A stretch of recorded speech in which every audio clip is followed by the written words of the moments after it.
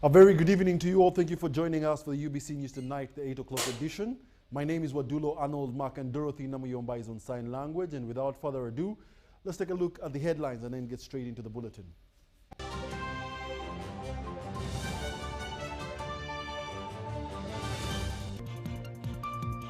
Educates the youth on 4 sectors of wealth creation.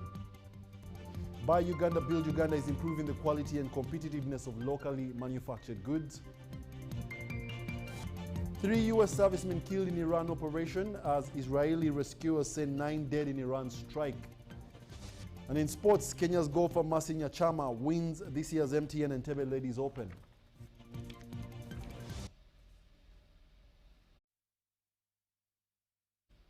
Once again, thank you for joining us in tonight's edition of the UBC News Tonight. And now we give you the news in detail. President Yoweri Kaguta Museveni has educated the youth with 4 sectors of wealth creation, including commercial agriculture, manufacturing, services, and ICT to tap into inclusiveness in the region markets.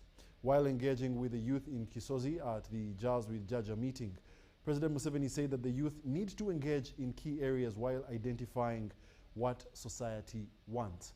We have the details. At the second edition of the Jazz with Jaja in Kisozi, a youth and president engagement, the President Yoweri Kaguta Museveni, together with the First Lady Janet Museveni, held a tour session of their cattle farm. It can be enough if we are all clear and demand in a unison voice to do the first things first, instead of wasting money on salaries of a few people, a few civil servants. Those funds can be pushed more and more and more and more. At the time of interaction with the youth, the President presented the 4 key sectors for the youth to tap in for inclusiveness at regional markets. The President, however, cautioned the youth to use and monitor the PDM funds to engage in these 4 key areas for wealth creation. Hospitality, tourism, music,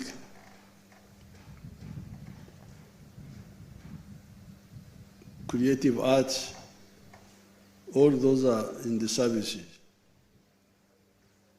Then sector 4, ICT. So once you decide where you can fit, if you listen carefully and you support us,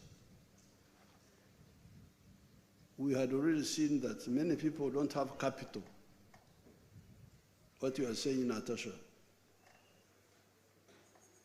We had seen this. So that's why we put all these different funds. The President and the First Lady informed the youth on how there is a specific funding for the youth that have graduated from vocational centers to support their startups instead of relocating overseas for employment. They also cite how the new curriculum has positively changed the way learners adopt skills. Celebrate to see young Ugandans really proud of being Ugandan. That's the first point I wanted to say to you. Because all other things will come from us knowing that Uganda depends on us to develop, to change, to have our own products, to be ourselves. The President raised concern of the youth understanding what society wants so as to do away with challenges of economic stagnation. The money we are sending may not be enough.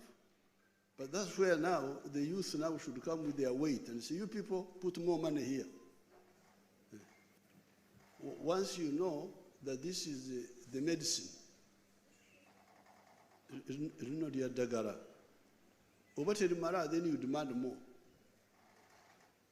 But now the money is diverted, taken by other people, they divert, create new districts, create things which don't concern you. But because you are not following up, because if you are saying that old man has brought a good program, PDM, we want more money there. With the youth, we want more money.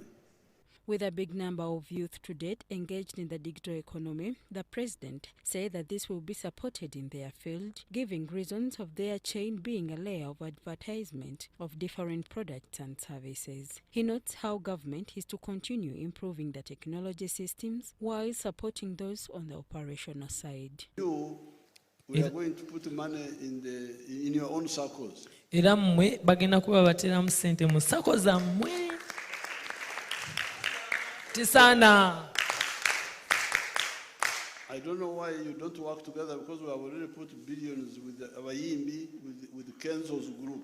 Tamanyi lwaki temukwatagana n'abayimbi kuba abayimbi babawadde obuwumbi.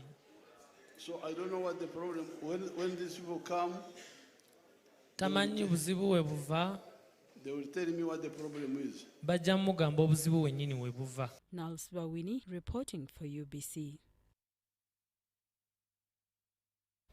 Now taking you to the updates in the Middle East, 3 U.S. service members have been killed in action during the operation on Iran, launched alongside Israel on Saturday. The military says that while in Israel, medical services say that 9 people have been killed after a missile strike in the city of Beit Shemesh. According to the Israel Defense Forces, it says that it has launched another wave of strikes on Tehran, while including children were killed after a reported strike hit a school. Meanwhile, Iran has named a new leader after Supreme Leader Ayatollah Ali was killed. Iran's foreign minister says a new leader has been named.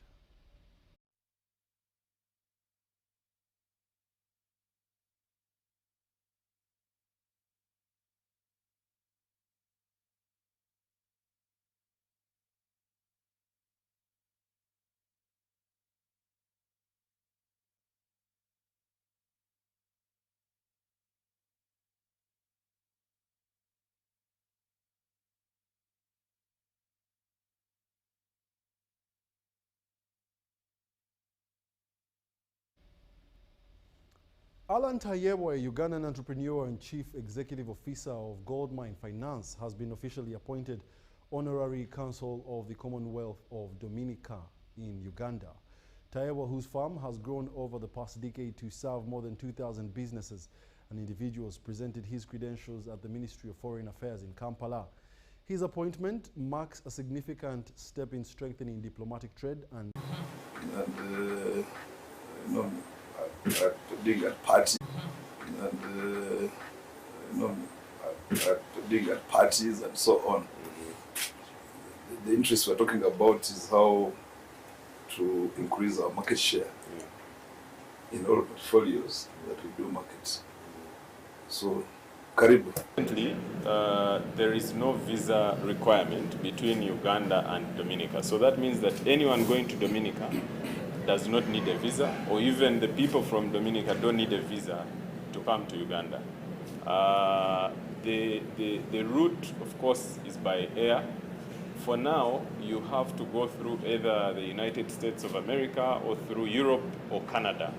We are trying to, I'm sure the government of Dominica has been trying to establish the linkage between Africa and the Caribbean, and they are in final stages with Ethiopian Airlines, along with Air Peace in Nigeria, to see that they've got a direct flight from Africa to the Caribbean. So what that means is that, for example, if you're in Ethiopian Airlines, you'll move from Uganda to Addis Ababa, and then from Addis Ababa to the Caribbean, which I think would be a more direct route than going through, for example, France.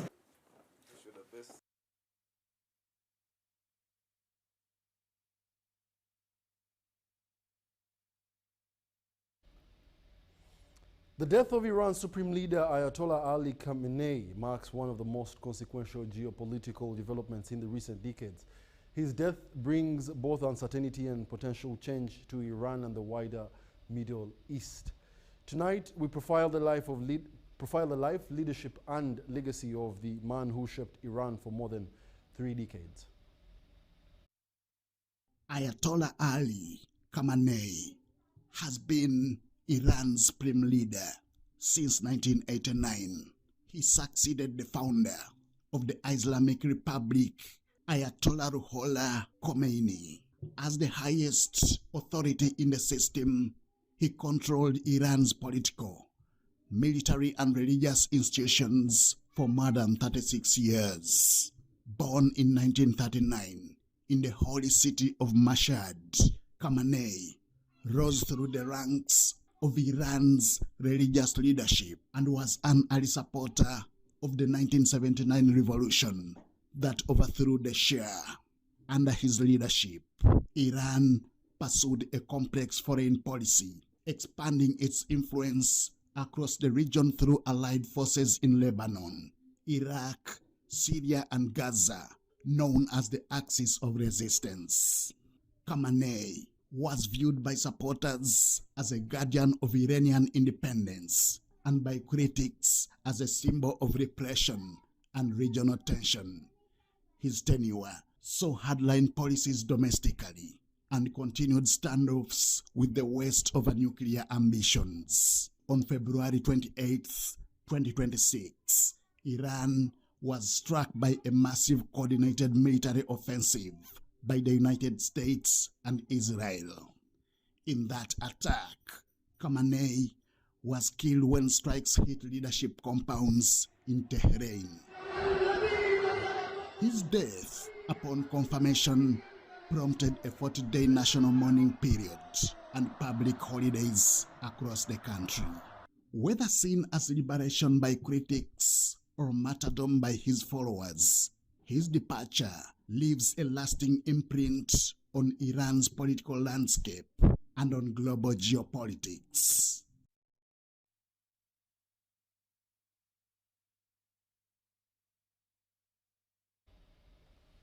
And in more news, the Uganda National Oil Company has unveiled plans to expand the Jinja City Oil Storage Terminal from its current capacity of 30 million litres to 40 million litres. This announcement was made by the UNOC's Chief Operations Officer, Samantha Muhwezi, who said this during a two-day suppliers development workshop at Jinja Nile Resort Hotel. Muhwezi emphasized that the expansion forms part of the broader efforts to build resilient petroleum supply chains for stable fuel availability.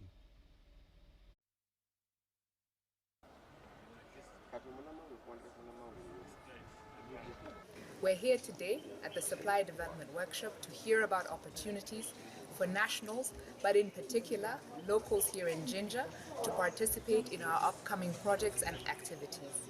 We're undertaking an upgrade of Jinja Storage Terminal to increase its capacity and improve the enabling infrastructure around the facility.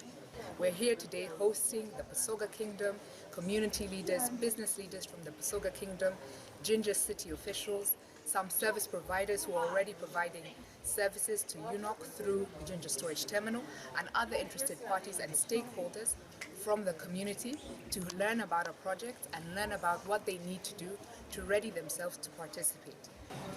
So some of the key upcoming opportunities is we're going to have an expansion of the Jinja Storage Terminal from a capacity of 30 million litres to 40 million litres.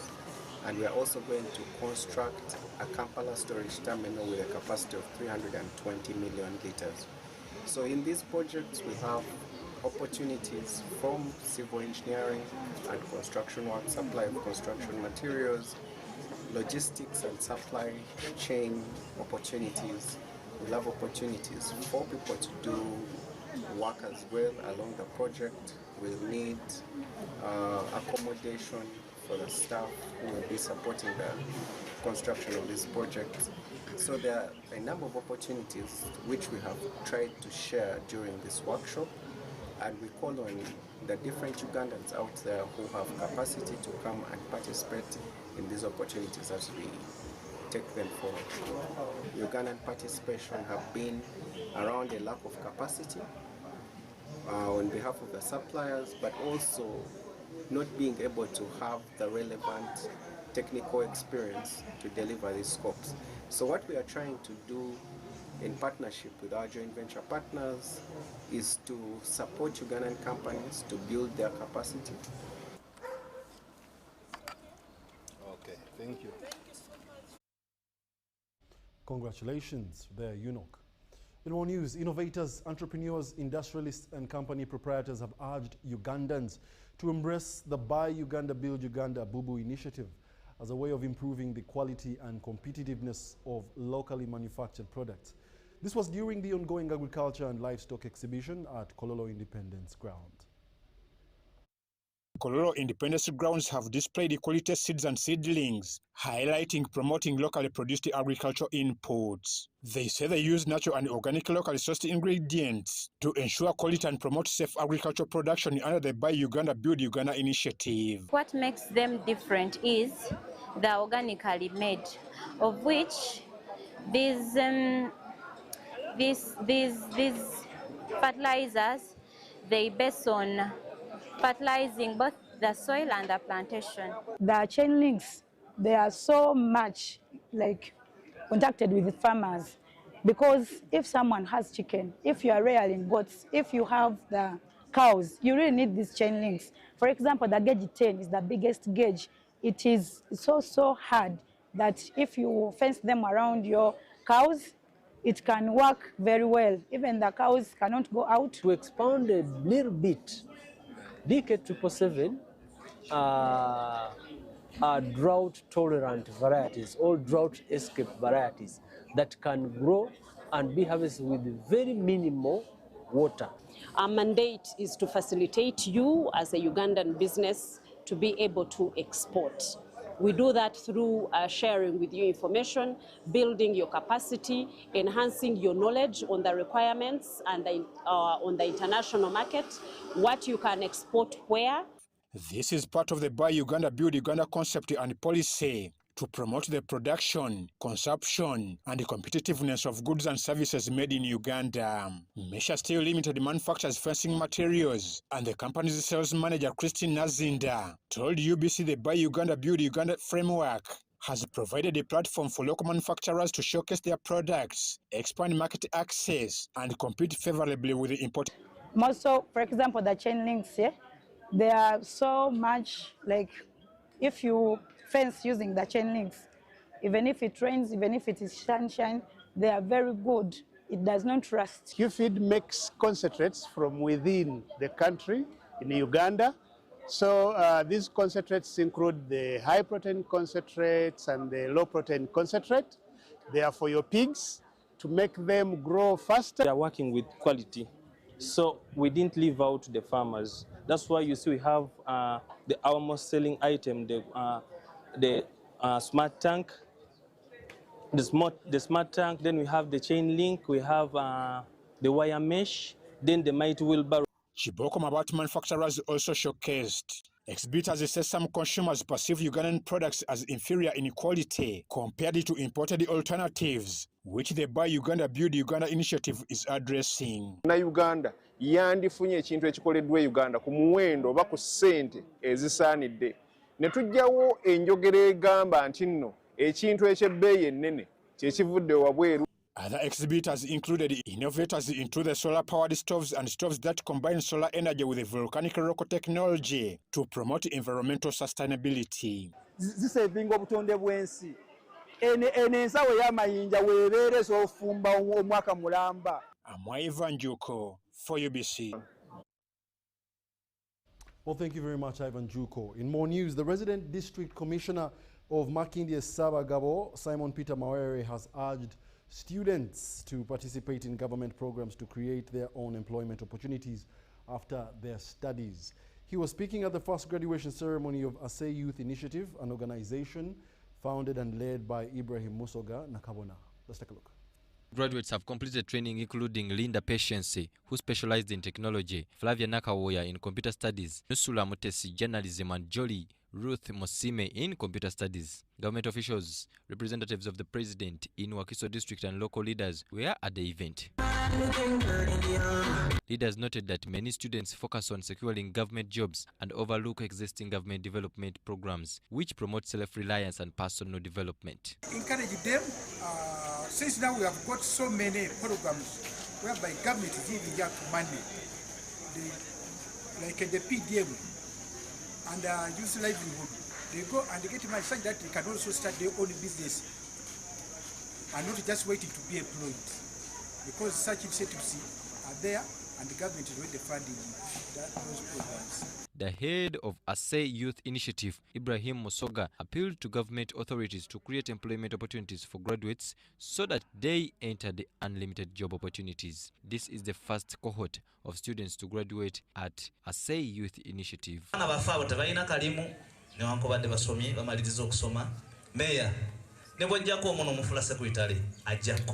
The operations manager at Assay Youth Initiative appealed for continued government support to help the organization's mission of empowering young people. The organization's key programs include the introduction of 4-acre model to equip youth with practical skills in farming, bricklaying, and other income-generating activities. As Assay Youth Initiative, we ask the government to trust us and allow us carry on its mandate in community sensitization and mindset change entirely the country, as it is laid in its agenda of financial transformation of the whole country's population that is drawn from the chapter 18 of National Development Program Tier 3 in support of Vision 2040. On behalf of the graduates, Linda Patience hailed the organization and parents for the support. Dear guests, I want to inform you that it is all because of our beloved CEO Assay Youth Initiatives, Mr. Ibrahim Soga. Mike Bakabalindi for UBC. In more news, from abject poverty in Teso to becoming a leading orthopedical surgeon, Dr. John Ekure's life story inspired many. The Kumi Best Medic is due to launch a third book, which he says is meant to be lived. The book, We Can Be More, challenges Ugandans to rethink their potential as a nation. Henry Okrut reports. Inside the busy corridors of Kumi Orthopedic Center, Dr. John Ekure treats broken bones every day. But beyond healing fractures, he believes there is something else that needs fixing: the mindset of a nation. His latest book, We Can Be More, is the third in a journey that began with Undeterred. It is his personal story of resilience through war, poverty, and hardship in Teso. It is about not settling where we are. People look at just getting a degree or getting a master's degree and getting a job and working and settling there. It's about refusing to settle, because there is much more that each one of us can become. For Dr. Ekure, becoming more is not about titles or certificates. It is about excellence, ethics, and purpose, irrespective of profession or occupation. Most times we think about just settling and getting something, then you wake up, just keep waking up, do something small and keep. No, there is much more to be done by every individual, collectively, by society, to build up this nation. Many times we see where we are and say, that is what we are meant to have. No, there is much more that God meant for each one of us. Uganda's growth, he argues, depends not only on economic progress, but on ethical leadership, skilled youth, and environmental responsibility, which is what makes unique the launch of this new book. I also believe that I came out of abject poverty through education. Education is one key thing that our nation requires. So we can do much more in education. And so we established Elizabeth Opola Foundation, which is meant to help disadvantaged youth become much more than they are now, to acquire skills through technical education, or even through formal secondary or tertiary education. And that's what we want to do in this book launch, which is also a fundraiser. Dr. Ekure draws a direct link between environment and health, even in his own specialty. You can break your bone if you walk on a slippery surface. Just walking on slippery surfaces. Because you've cut all the grass, there is a lot of mud. So if you walk across a street which is muddy, you can slide and fall, break your hip, and that can be costly. So it's important that we all care about the environment. There is a very good intersection, very good connection between the environment and good health. Kampala, get ready for a celebration of inspiration. March 26, 2026 is the day the new book, We Can Be More, will be launched in Kampala with a call to action. Of his previous book launches, Henry Okrut, UBC. supporters from across the country. In more news, civil society organizations are calling on the Parliament of Uganda to urgently increase funding for the protection of migrant workers, warning that the country is prioritizing revenue over human safety. More details in this report. At a joint press briefing, activists revealed that despite government allocations for oversight, only 105 labour inspections were conducted in the last financial year. If labour externalization is becoming an economic strategy for Uganda, then it deserves protection, because when you look at our labour market, we have about 15.5 working Ugandans. 92% are in the informal economy, but even then, these 92% that are in the informal economy, their work arrangements, of course, are not covered by formal arrangements, and therefore they are very precarious in nature. They are working under vulnerable conditions. This has left many recruitment agencies and foreign workplaces unchecked, exposing workers, especially women, to abuse and exploitation. But also we have that percentage of about 42% of the population which is not in education, not in training. They are not working, they are just there, they are not employed. So, and that is very disturbing. So when you look at those statistics, you see that there are very many push factors as to, that are pushing Ugandans to move out of Uganda to the Gulf countries to look for better employment. There is also an alarm over the growing number of migrant worker deaths abroad, many of which are officially attributed to cardiac arrest. Let the government plus the stakeholders, including the CSOs, the labor unions, and the development partners, sit and establish a national standard reintegration framework for the migrant workers, so as to promote the protection but also the welfare of the returning migrant workers, to reduce on their vulnerability here and on their vulnerability which has made them end up in getting trafficked. Advocates are urging Uganda to adopt stronger welfare systems similar to those of Overseas Workers Welfare Administration in the Philippines. In the case of Uganda, we have recommended to have labor attaches, but labor attaches may now be done by embassy. Meanwhile, activists note that migrant remittances remain one of Uganda's top foreign exchange earners. It was asserted that protection of migrant workers must be treated as a national priority. For UBC News, I am Sudat Kai.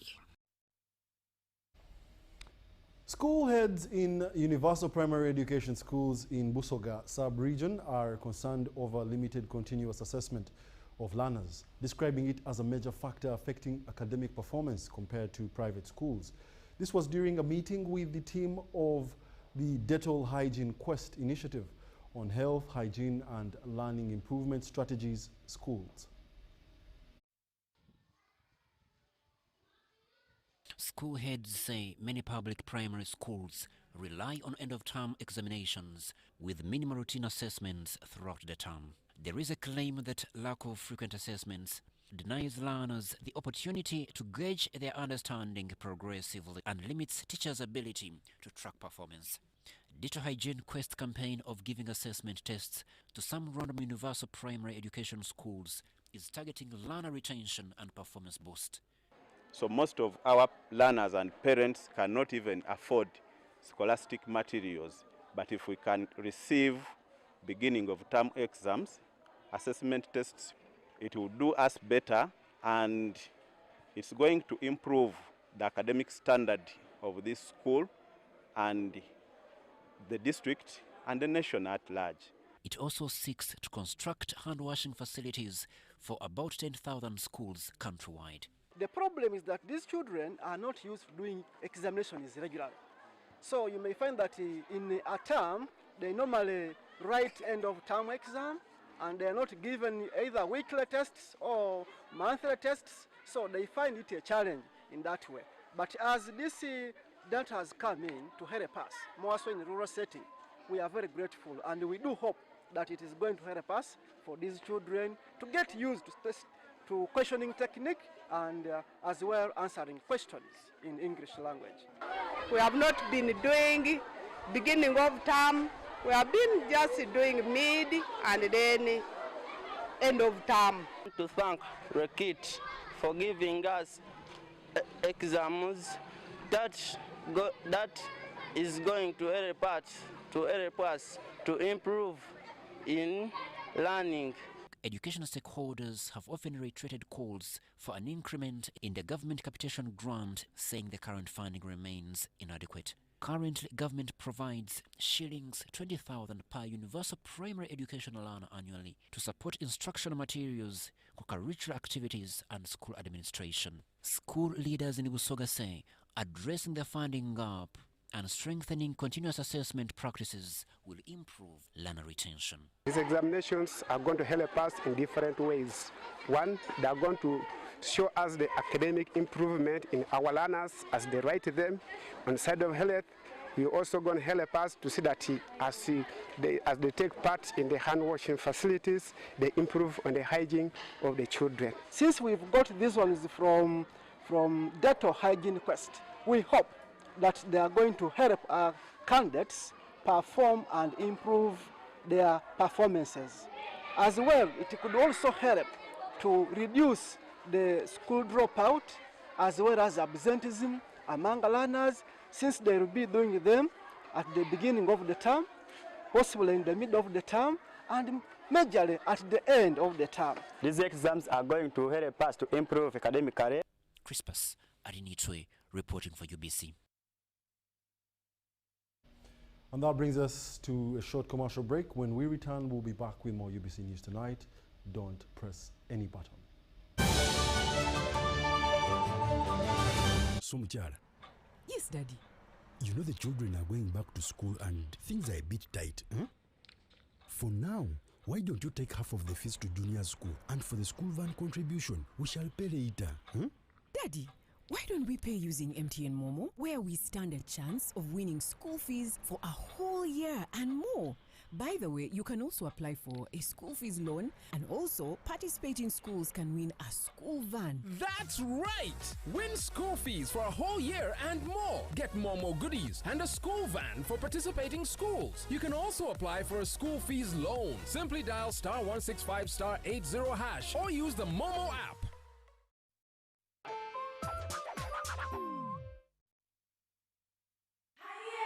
It's back, bigger, and with more business opportunities. It's the Pearl of Africa Tourism Expo, Poate 2026, Uganda's flagship tourism event. Poate 2026 will take place from the 21st to the 23rd of May 2026 at the Speak Resort Convention Center, Munyonyo, under the theme Wanderlust. It's your time to thrive. Yes, it's your time to tap into Uganda's renewed optimism and tourism growth. Tourism stakeholders, travel trade partners, and tourism enthusiasts will be part of the Poate 2026. Come and network with like-minded people and unlock new business opportunities. To participate, register at www.poate.co.ug. Poate 2026 is brought to you by Uganda Tourism Board and partners.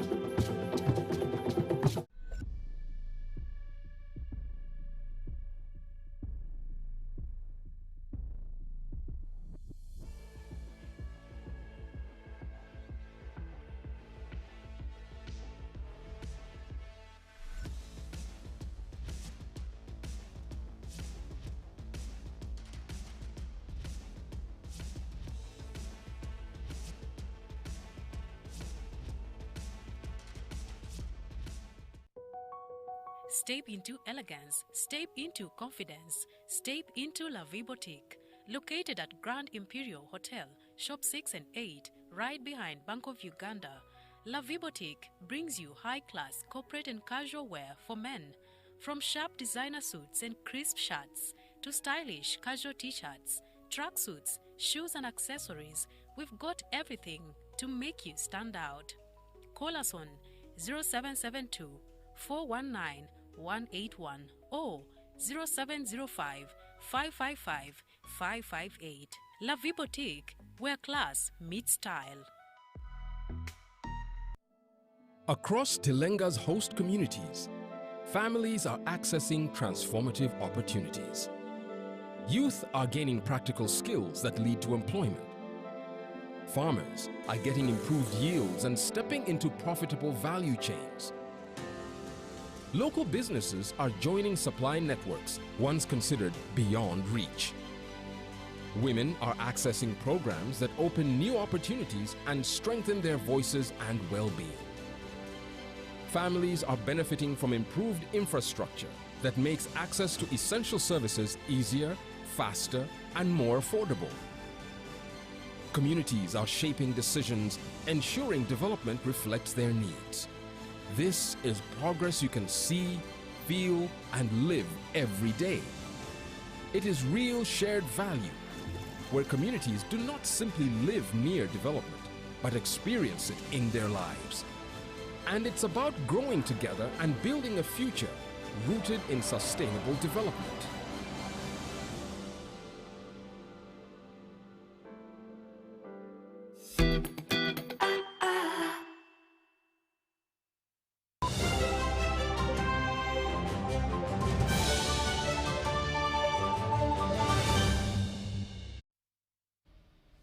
Welcome back. You're still watching the UBC News Tonight, broadcasting live from Nile Avenue.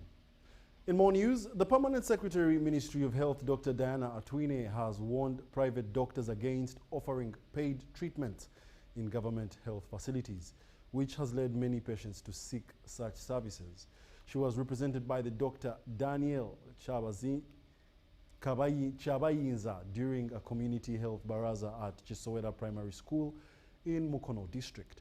They urged the Ministry of Health to address these challenges to improve healthcare services in the area. Today, here in Mukono, we have had an opportunity to have a community baraza. A community baraza has brought the people in the community with the leaders so that we talk about issues of health, how we can improve service delivery, but also importantly, to have a chance to interact and get feedback from the people who we serve. Our desire is to offer a better service. You pay taxes, we apply to get these jobs, so we should be responsive and give back the service. But I have issued a directive that we investigate a private not employed in the hospital who comes and performs operations in a government facility. We are issuing this that whoever is doing it should stop. If they are to do it, they should be invited and in writing. Baraza is an opportunity to really hear from the communities, for us to have an exchange, understand what are the pain points that the communities are having. It's an opportunity for us as health service providers to get feedback from our community members, because they're the ones who benefit from the services that we provide to them. Ekizibu kye tulina health centers zaffe ezo tezirina bakyala we bazaalibwa. Edda obudadde omukyala n'asindikibwa nti ekiseera bwe kinaaba kituuse genda mu kifo ekituufu mw'olina okuzaalira omwana. Naye twesanga ng'abakyala baffe olw'okuba nti babutaabutana distance ziba mpanvu okuva ku ddwaliro okutuuka w'alina okuzaalira omwana we mu kifo ekituufu, omukyala twesanga ng'aluuzinze obulamu bwe. Oyinza okutuukayo ng'eddagala tewali.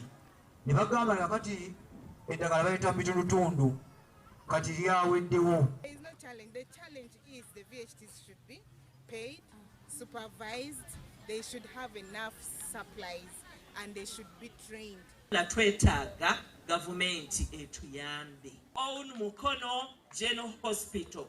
It's not an hospital for Mukono district. This is a general hospital for the public. Because Mukono General Hospital is a conduit hospital.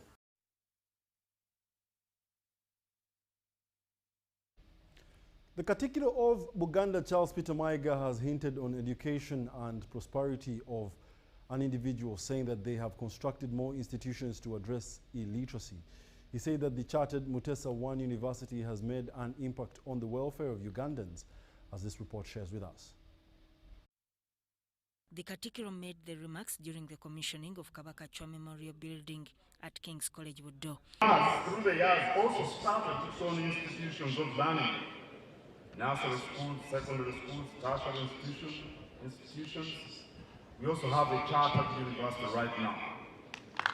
The Archbishop of the Church of Uganda, Most Reverend Kazimba Mugalu, said there are over 40 vocational schools in the country. Mango, the first hospital, and the Mango down there, the first school. It all begins from the Church of Uganda. So let us ensure that we keep that legacy as a church. And now in 1879, the missionaries for the Roman Catholic Church, they also came and we worked together.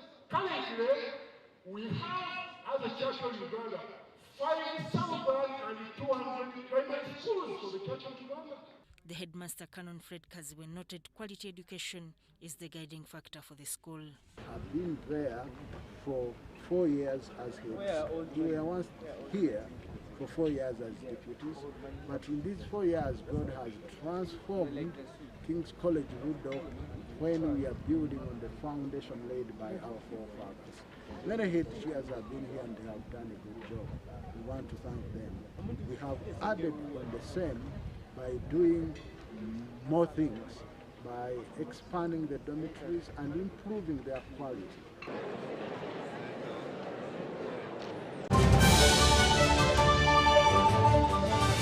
So, Muchala. Yes, Daddy. You know the children are going back to school and things are a bit tight, huh? For now, why don't you take half of the fees to junior school, and for the school van contribution, we shall pay later, huh? Daddy, why don't we pay using MTN Momo, where we stand a chance of winning school fees for a whole year and more? By the way, you can also apply for a school fees loan, and also participating schools can win a school van. That's right! Win school fees for a whole year and more. Get more goodies and a school van for participating schools. You can also apply for a school fees loan. Simply dial *165*80# or use the Momo app.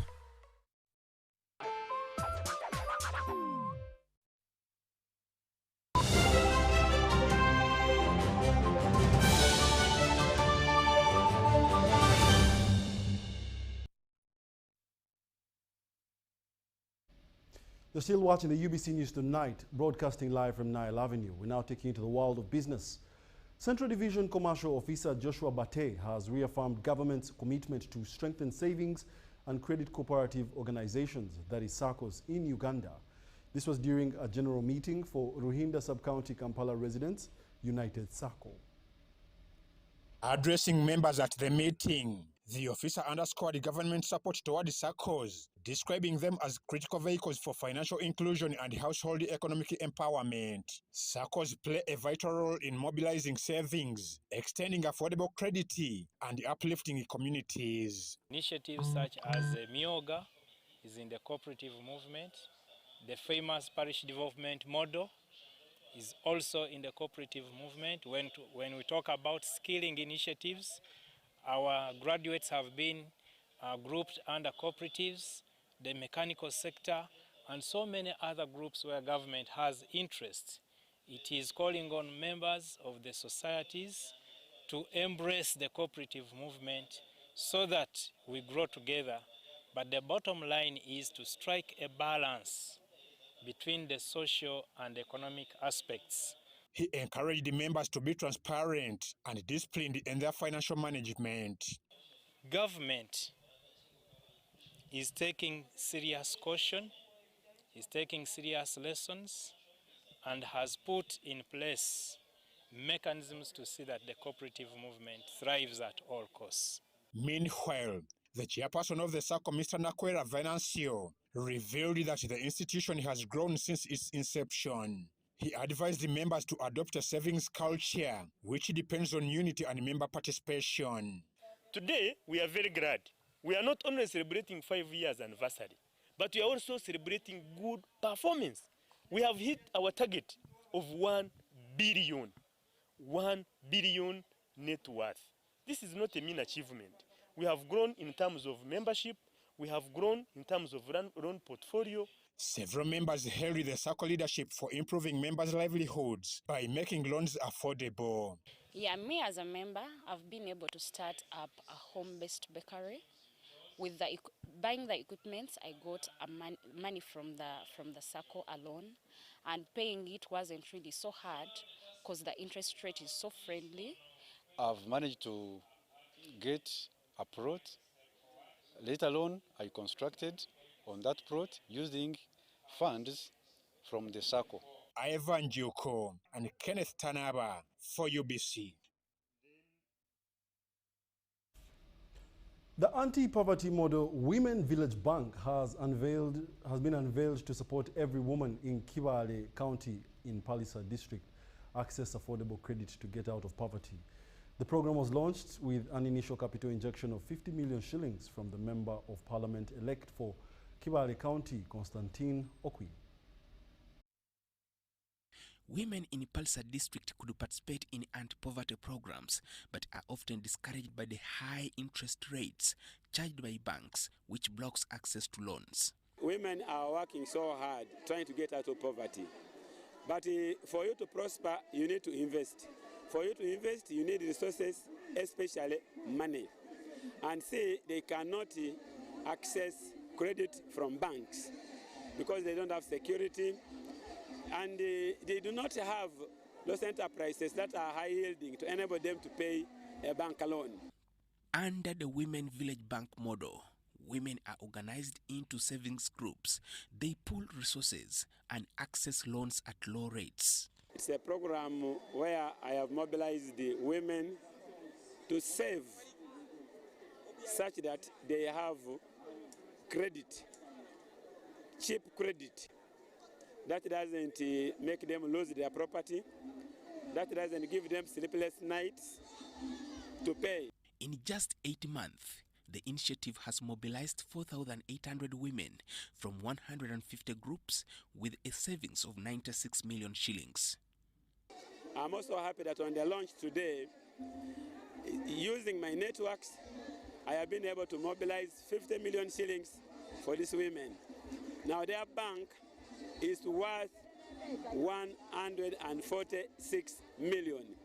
My commitment is to grow this bank to about 1 billion shillings in the next 6 years. Her Royal Highness of Iteso Cultural Union Juliet Among and her husband, His Highness Paul Sandemolot, presided over the launch.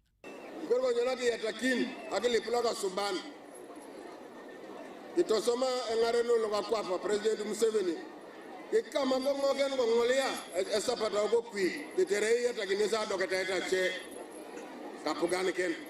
Royal Highness of Iteso Cultural Union Juliet Among appealed to government to recognize hard-working leaders.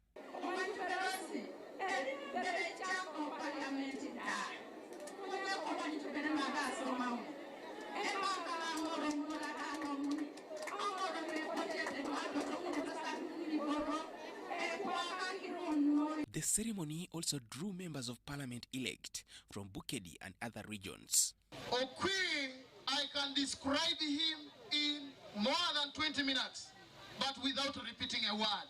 Allow me just choose 3 words to describe him. He is iconic and benevolent. And I pray that you become the star of the people of Kibale County.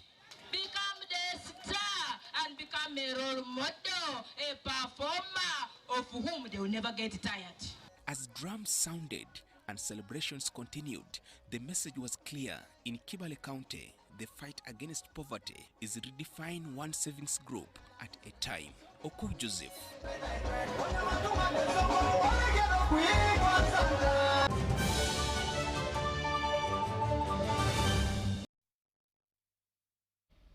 And in the world of sports, Kenya's Mercy Nyachama has won this year's MTN Entebbe Ladies Open, headlining an all-East African podium at the Entebbe Golf Course.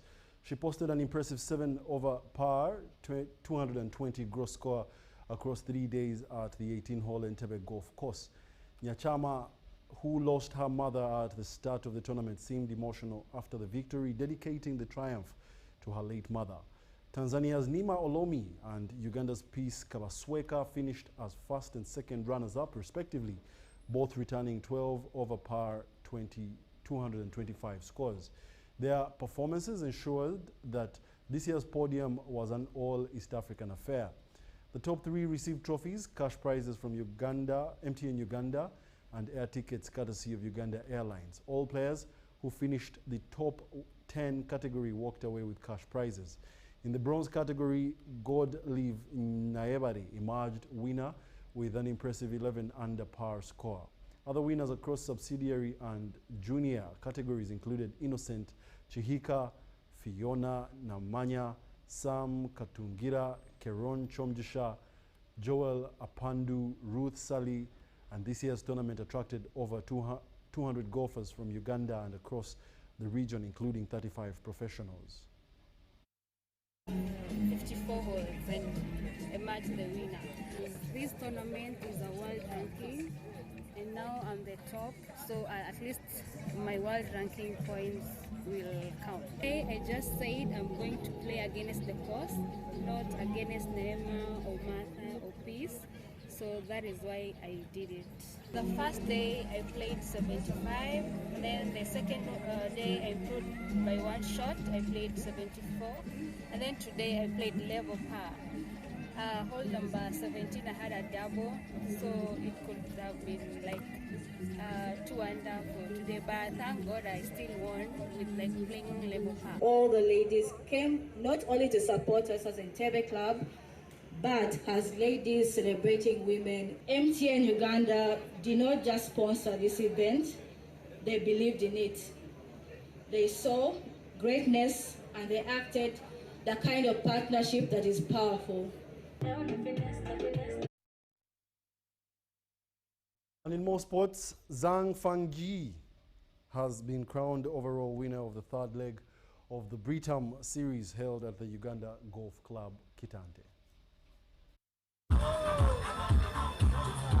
Fangji returned 43 points in the competitive tournament that attracted more than 200 golfers.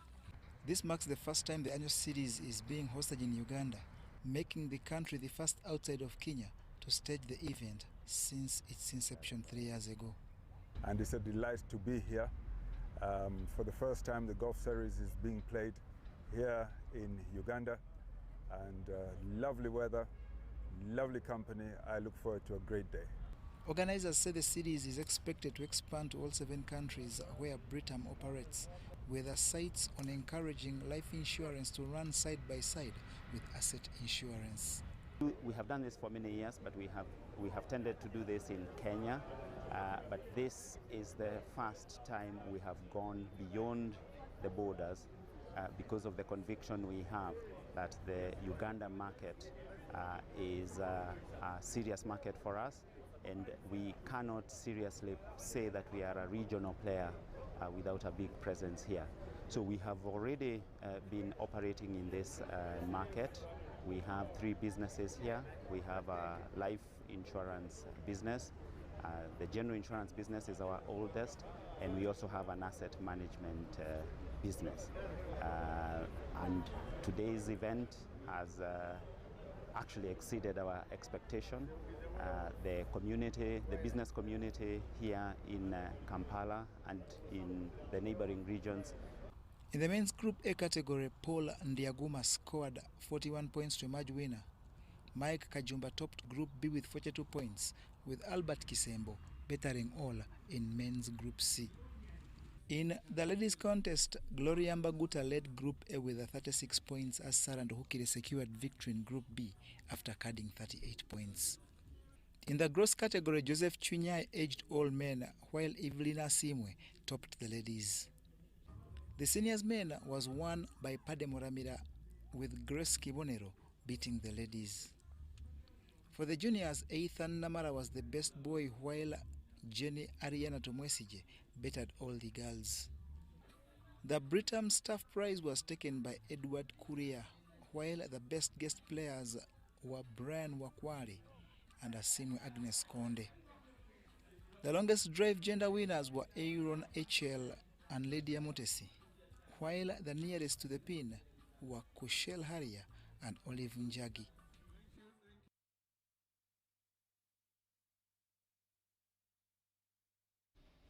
Netball Uganda has hosted its 2026 annual general meeting that mainly aimed to align it to requirements of the new Sports Act 2023. Our reporters have more details. Netball Uganda is awaiting approval from the National Council of Sports following a delayed operating license that prompted an annual general meeting aimed at resolving outstanding issues. The Federation says several governance and administrative concerns were addressed during the 2026 annual general meeting, paving the way for renewal of its certificate that was earlier revoked.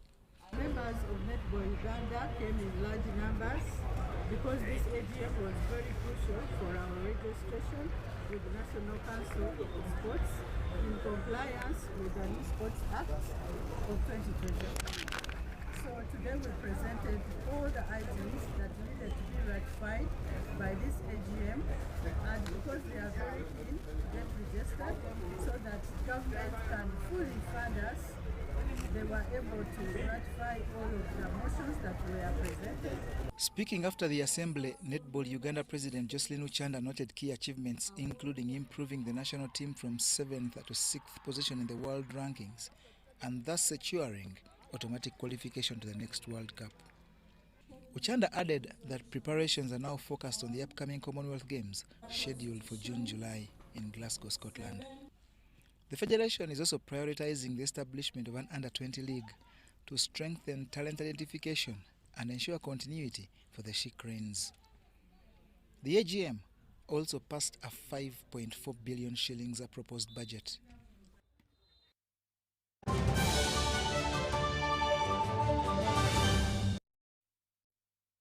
And of course, ending this bulletin just in time, 10 o'clock. My name is Wadulo Arnold. Mark Dorothy Namuyomba on sign language. Do join us later at 10 o'clock for another bulletin. I am styled by Lavi Boutique on Grand Imperial Hotel, right behind Bank of Uganda.